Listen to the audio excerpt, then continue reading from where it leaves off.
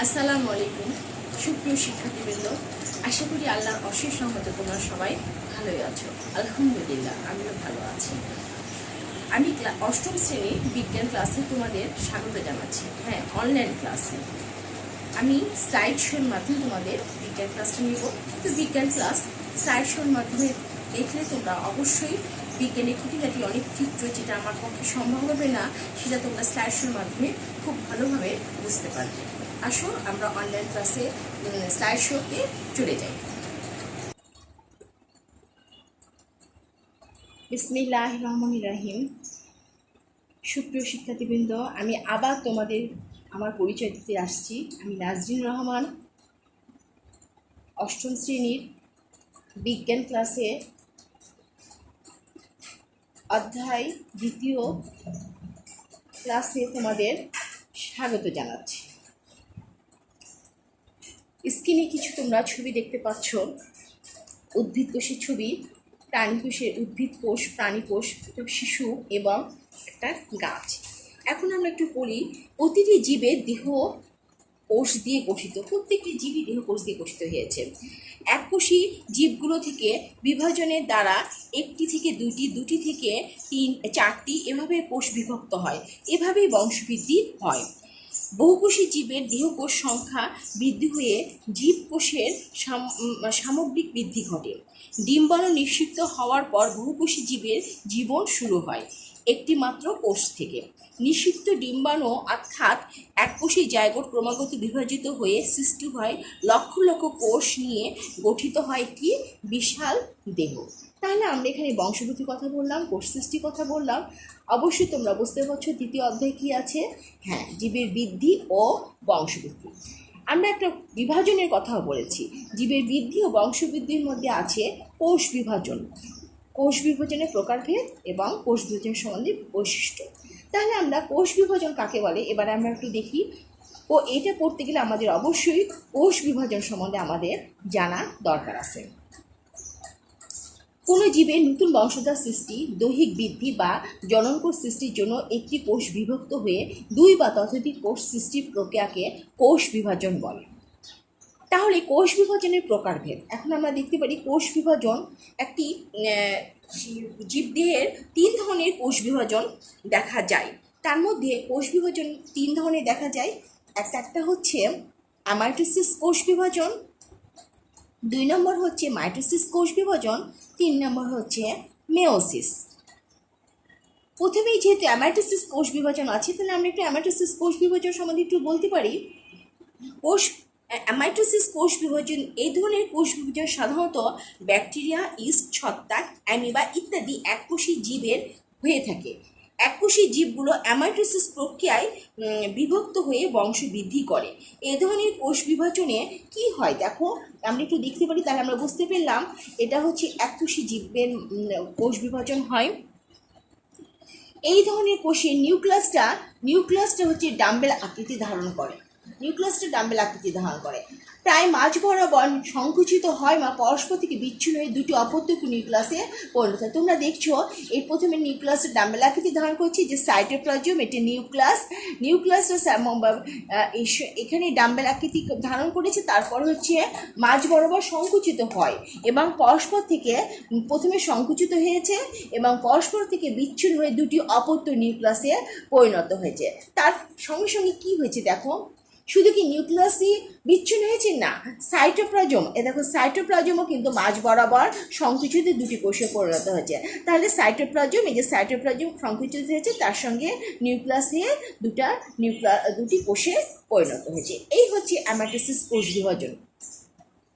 এই ধরনের কোষকে প্রত্যক্ষ কোষ বিভাজন বলে। তাহলে অ্যামাইটোসিস কোষ সম্বন্ধে আমি একটু জানতে পারলাম। এখন আমরা বলি দেখো মাইটোসিস।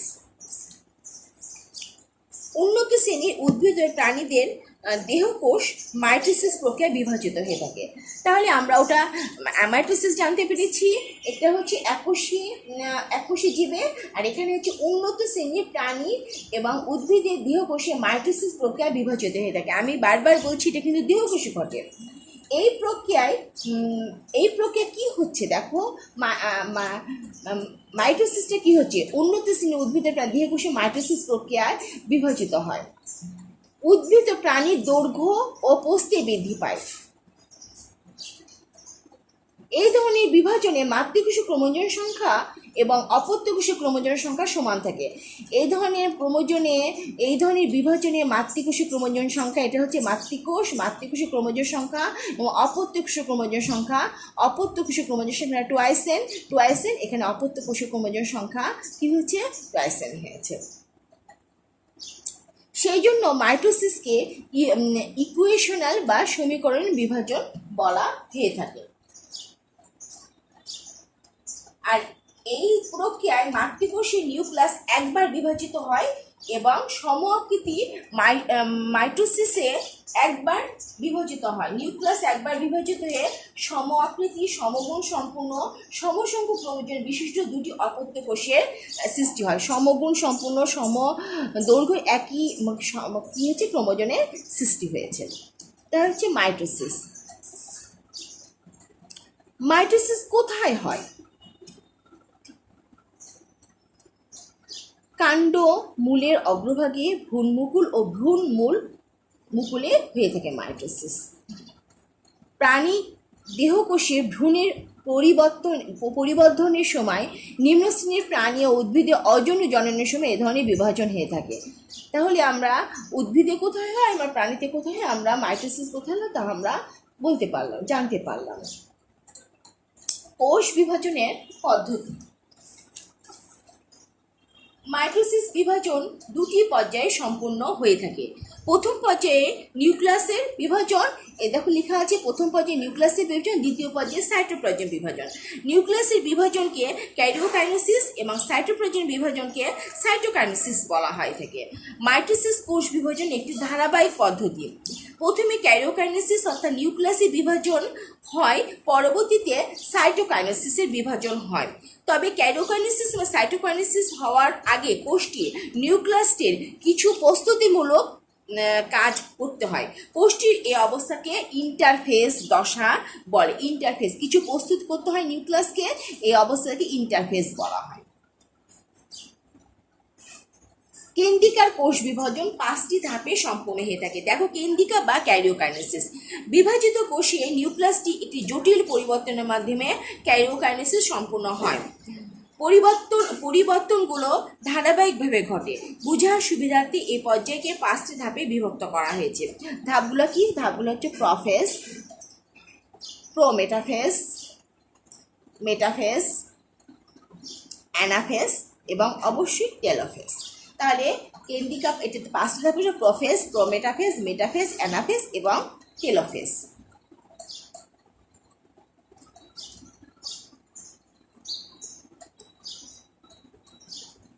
স্ক্রিনে আমরা প্রোফেজ দেখছি, প্রোফেজের চিত্র দেখতে পাচ্ছি। এটি মাইটোসিস কোষ বিভাজনের সবচেয়ে দীর্ঘস্থায়ী ধাপ। এই ধাপে নিম্নলিখিত ঘটনাগুলো ঘটে থাকে। প্রোফেজ। প্রতিটি ক্রোমোজোম লম্বালম্বিভাবে, দেখো লম্বালম্বিভাবে বিভক্ত হয়ে দুটি ক্রোমাটিড গঠন করে। দেখো, দুটি ক্রোমাটিড, এই যে ক্রোমাটিড, এই যে এইগুলাকে বলে ক্রোমাটিড গঠন করে।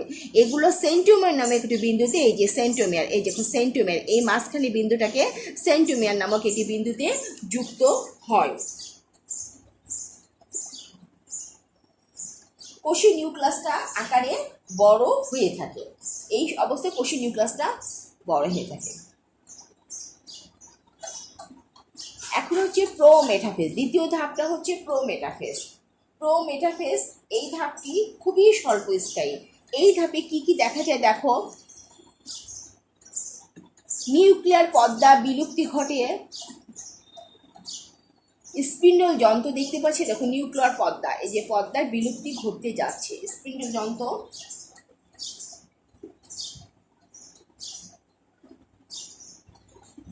এরকম বিলুপ্তি ঘটেছে। নিউক্লিয়ার পর্দায় বিলুপ্তি হয়েছে, নিউক্লিয়ার পর্দা ও নিউক্লিয়াসে বিলুপ্তি ঘটে। নিউক্লিয়ার পর্দা বিলুপ্তি ঘটেছে।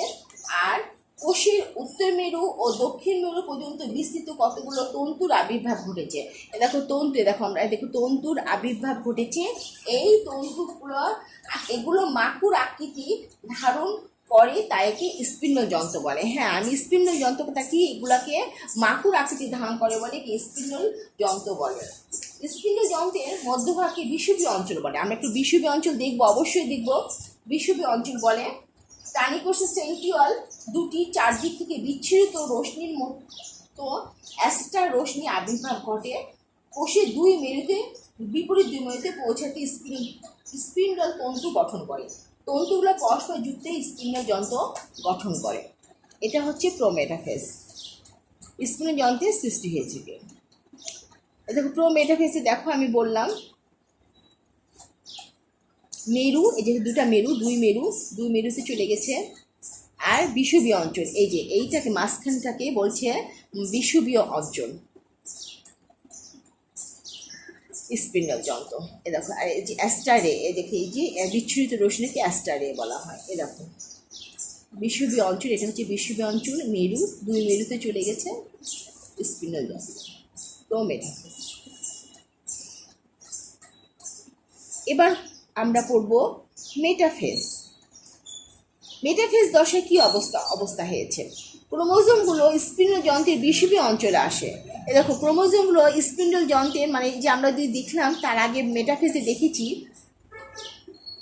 এই দেখে মেটাফেজে দেখেছি এই অবস্থা। এখন কি করে হয়েছে এটাতে প্রোমেটাফেজে দেখেছি, এখন মেটাফেজে দেখছি ক্রোমোজোমগুলো স্পিন্ডল যন্ত্রের বিষুবীয় অঞ্চলে আসে। দেখো বিষুবীয় অঞ্চল মানে মাঝখানে চলে এসেছে সেন্ট্রোমিয়ারের সাথে তন্তু দিয়ে। সেন্ট্রোমিয়ার আমি বলেছি যে সেন্ট্রোমিয়ারের সাথে তন্তু দিয়ে আটকে থাকে।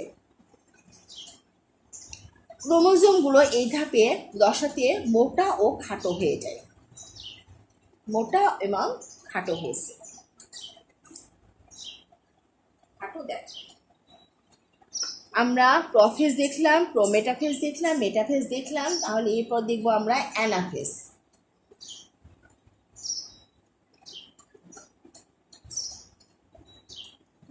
প্রতিটি ক্রোমোজোমের সেন্ট্রোমিয়ার দুই ভাগে বিভক্ত হয়। সেন্ট্রোমিয়ার আমি বলেছি ফলে প্রত্যেক ক্রোমাটিডে একটি করে সেন্ট্রোমিয়ার থাকে। প্রত্যেক ক্রোমাটিডে কি হচ্ছে, একটি করে সেন্ট্রোমিয়ার থাকে। ক্রোমাটিডগুলো পরস্পর থেকে বিচ্ছিন্ন এই অবস্থা হয়ে যায়। এই অবস্থায় প্রতিটি ক্রোমোজোমকে অপত্য ক্রোমোজোম বলে। এই যে এগুলোকে অপত্য ক্রোমোজোম বলে। এরপর এই ধাপে, এই দশাতে ক্রোমোজোমগুলোর সাথে যুক্ত তন্তুগুলোর সংকোচনের ফলে অপত্য ক্রোমোজোমগুলো অর্ধেক উত্তর মেরুর দিকে এবং অর্ধেক দক্ষিণ মেরুর দিকে অগ্রসর হয়ে থাকে। এই সময় ক্রোমোজোমগুলো ইংরেজি বর্ণমালা ভি, আই, জে অথবা আই আকৃতির হয়ে থাকে। এই ক্রোমোজোমগুলো যখন অপত্য ক্রোমোজোমগুলো ভি, আই, জে অথবা এল আকৃতি বিশিষ্ট হয়ে থাকে। এই হচ্ছে অ্যানাফেজ। এবার আমরা দেখব সবশেষ অবস্থা টেলোফেজ। টেলোফেজ দেখো, টেলোফেজে কি কি হচ্ছে আমি একটু দেখে নিই। অপত্য ক্রোমোজোমগুলো বিপরীত মেরুর দিকে চলে যায়। অপত্য ক্রোমোজোম, এই যে অপত্য ক্রোমোজোমগুলো বিপরীত মেরুর দিকে চলে গেছে। নিউক্লিয়ার পর্দা ও নিউক্লিয়াসের আবার আবির্ভাব ঘটেছে। হ্যাঁ, ওটাতে কী হয়েছিল, বিলুপ্ত ঘটছিল, এখানে আবির্ভাব ঘটছে টেলোফেজে। আর এই অবস্থায় ক্রোমোজোমগুলো সরু ও লম্বা আকার ধারণ করে, পরস্পর সাথে জট পাকিয়ে নিউক্লিয়ার রেটিকুলাম গঠন করে। এভাবে কোষের দুই মেরুতে দুটি অপত্য নিউক্লিয়াস গঠিত হয়। দেখো আমাদের দুই মেরুতে দুটি অপত্য নিউক্লিয়াসের গঠিত হয়েছে টেলোফেজ দশায়। এই অবস্থায় আসলে তো এইভাবেই কোষের দুই মেরুতে দুটো অপত্য নিউক্লিয়াস গঠিত হয়। এইটাই হচ্ছে তাহলে আমাদের প্রফেজ, প্রোমেটাফেজ, মেটাফেজ, অ্যানাফেজ এবং শেষে হচ্ছে টেলোফেজ। আর এই সাথে সাথে ক্যারিওকাইনেসিসের সমাপ্তি ঘটে। আমি প্রথমেই বলেছি দুটি ক্লিভেজে দুটি পর্যায়ে সম্পূর্ণ হয়, একটা হচ্ছে ক্যারিওকাইনেসিস এবং একটা হচ্ছে সাইটোকাইনেসিস। নিউক্লিয়াসের বিভাজনকে ক্যারিওকাইনেসিস বলে। এতক্ষণ আমরা নিউক্লিয়াসের বিভাজনগুলো করলাম এবং নিউক্লিয়াসের বিভাজনের কি হলো, সমাপ্তি ঘটলো, ক্যারিওকাইনেসিসের সমাপ্তি ঘটলো। এরপরে আমরা দেখি সাইটোকাইনেসিস। তার মানে ক্যারিওকাইনেসিস শেষে হলো আর সাইটোকাইনেসিসের শুরু হলো। নিউক্লিয়াসের বিভাজনে শেষ হওয়ার সাথে সাথে সাইটোকাইনেসিস শুরু হয়। প্রকৃতপক্ষে টেলোফেজের দশাতেই সাইটোকাইনেসিস শুরু হয়। টেলোফেজ ধাপের শেষে বিষুবীয় তলে এন্ডোপ্লাজমিক জালিকা ক্ষুদ্র ক্ষুদ্র অংশগুলো জমা হয় এবং পরে এরা মিলিত হয়ে কোষ প্লেট গঠন করে। দেখো কোষ প্লেট গঠন করেছে, কোষ প্লেট গঠন করে, মিলিত কোষ প্লেট গঠন করে। কোষ প্লেট পরিবর্তিত ও পরিবর্ধিত হয়ে কোষ প্রাচীর গঠন করে। কোষ প্রাচীর, এরকম কোষ প্রাচীর গঠন করেছে। প্রথমে এখানে দেখো এই যে তারপরে হচ্ছে এটা হচ্ছে প্রাণী কোষ, এটা হচ্ছে উদ্ভিদ কোষের এরকম সেল প্লেট তৈরি হয়েছে। তারপরে